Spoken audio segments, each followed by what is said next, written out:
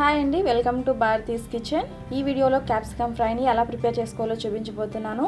ఈ రెసిపీని చాలా సింపుల్గా తక్కువ టైంలో ప్రిపేర్ చేసేసుకోవచ్చు. చాలా అంటే చాలా టేస్టీగా ఉంటుంది. వేసేది కొన్ని ఇంగ్రీడియంట్స్ అయినా కూడా కొన్ని రెసిపీస్ చాలా బాగుంటాయి. అలాంటిది ఇది కూడా అన్నమాట. సో లేట్ చేయకుండా ఈ రెసిపీని ఎలా ప్రిపేర్ చేసుకోవాలో ఇప్పుడు చూద్దాము.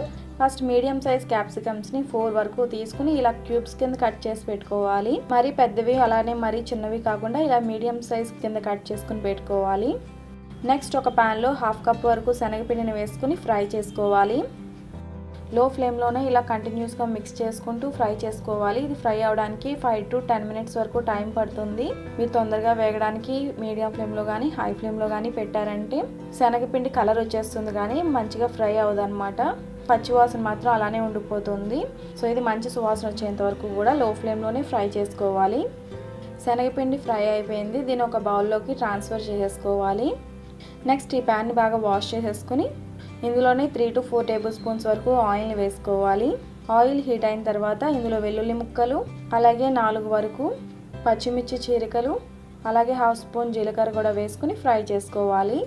మీకు ఈ రెసిపీకి కారం ఎంతైతే కావాలో అంతా కూడా ఇలా పచ్చిమిర్చిలోనే వస్తుంది. సో మనకు ఎంతైతే కారం కావాలో అంత పచ్చిమిర్చినే వేసుకోవాలి. నెక్స్ట్ ఈ తాలింపు బాగా ఫ్రై అయిపోయిన తర్వాత ఇందులో కొద్దిగా కరివేపాకు, అలాగే 1/2 స్పూన్ పసుపు వేసుకుని ఫ్రై చేసుకోవాలి. సో తాలింపు ఇలా ఫ్రై అయిన తర్వాత ఇందులో ఆల్రెడీ కట్ చేసి పెట్టుకున్న క్యాప్సికమ్ ముక్కలు కూడా వేసుకోవాలి. అలాగే రుచికి సరిపడా సాల్ట్ కూడా వేసుకుని బాగా ఫ్రై చేసుకోవాలి. ఇది మీడియం ఫ్లేమ్లోనే కనీసం 3 నుంచి 5 మినిట్స్ వరకు ఫ్రై చేసుకోవాలి. ఇది ఇలా మీడియం ఫ్లేమ్లో ఫ్రై చేసుకోవడం వల్ల దీనికి ఉన్న న్యాచురల్ గ్రీన్ కలర్ అలానే ఉంటుంది. ఎక్కువ గ్రీన్ కలర్ అనేది మిస్ అవ్వదన్నమాట. మీరు మూత పెట్టి కుక్ చేశారంటే ఇందులో కలర్ అనేది కొద్దిగా మిస్ అవుతుంది. సో మీరు క్యాప్సికమ్ ముక్కలు వేసిన తర్వాత ఇలా మీడియం ఫ్లేమ్లో 3 to 5 మినిట్స్ వరకు ఫ్రై చేసుకున్న తర్వాత మాత్రమే మూత పెట్టి లో ఫ్లేమ్లో కుక్ చేసుకోవాలి.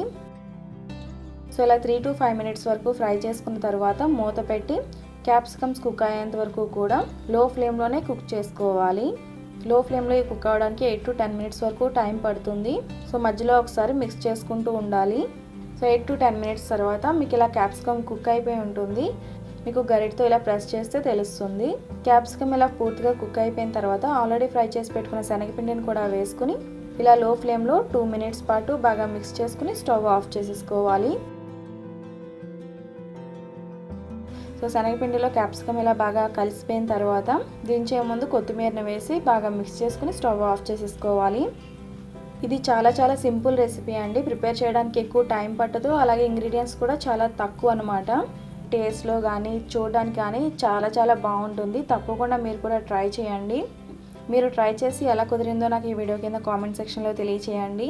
ఈ రెసిపీ మీకు నచ్చితే తప్పకుండా లైక్ చేయండి. ఈ రెసిపీ ఎవరికైనా హెల్ప్ అవుతుంది అనుకుంటే ఈ రెసిపీని మీ ఫ్రెండ్స్ అండ్ ఫ్యామిలీస్కి తప్పకుండా షేర్ చేయండి. మరిన్ని రెసిపీస్ కోసం నా ఛానల్ సబ్స్క్రైబ్ చేయండి. అలాగే తర్వాత వచ్చే బెల్ ఐకాన్ కూడా క్లిక్ చేయండి. Thanks for watching.